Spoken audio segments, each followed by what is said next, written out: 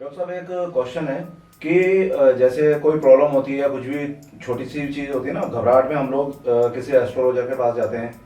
तो सबसे पहले क्या बताया जाता है कि आपकी कुंडली है ना, पितृदोष है। तो पितृदोष क्या है, इसके बारे में थोड़ा सा बताइए। देखिए, जब हमारे बुजुर्ग जो है जी। जो इस संसार से विदा हो चुके हैं, ठीक है। तो ये कहा जाता है कि विदुर्द भागे पितरो वसंती, जी।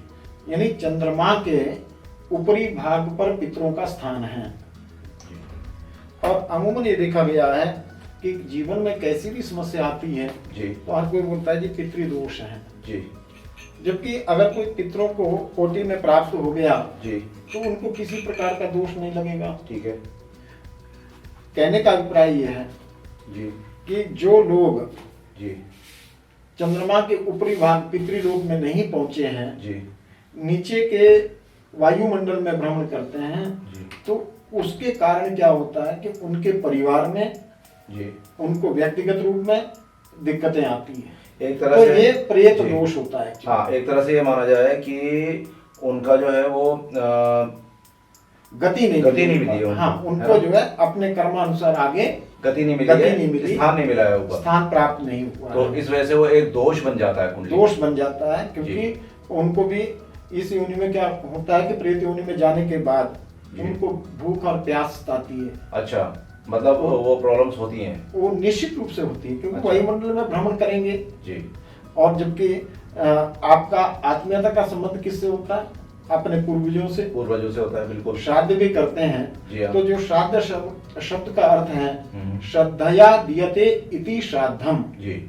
अगर आपने अपने पितरों के प्रति, चाहे वो किसी भी योनि में है, जी।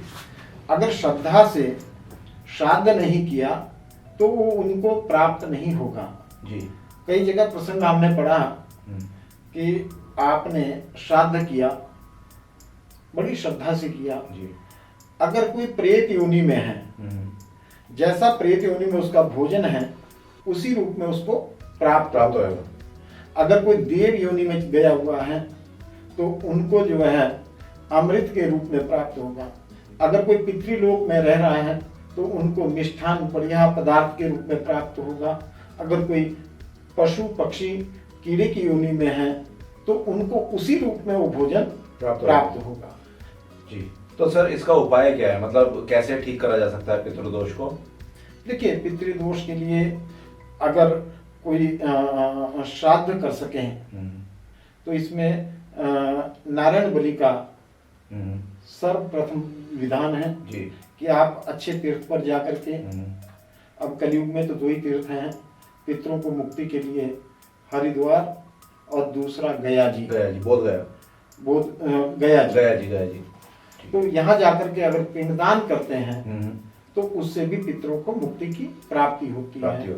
अगर इतनी सामर्थ्य नहीं है तो उनको क्या करना चाहिए कि हर अमावस्या के दिन जी। जल में काले तिल और कच्चा दूध डाल करके और सरसों के तेल का दीपक पीपल के पेड़ के नीचे जलाएं। अपने पितरों के नाम से पीपल की जड़ में तर्पण के रूप में जल को अर्पित करें, तो उससे भी पितरों की कृपा बनेगी। और उस दिन गाय को पितरों के नाम से बढ़िया सा भोजन का पदार्थ बना करके गौ माता को खिलाएं और गौ माता का आशीर्वाद लें, प्रार्थना करें कि हमारे पितरों को तृप्ति मिले और उनको सद्गति की प्राप्ति हो। तो ये सबसे सरल उपाय हैं। और दूसरा, जैसे अगर किसी के पितरों को तृप्ति नहीं मिली है, वायुमंडल में भ्रमण कर रहे हैं या पितृलोक में जा करके भी अगर आपने किसी कारण से उनको रुष्ट कर दिया है जी, तो बृहस्पति के 108 नामों का नित्याप्रति जप करें। अगर इतना नहीं कर सकते हैं तो बृहस्पति देव का मंत्र है ओम ग्रां ग्रीं ग्रौं स गुरुवे नमः।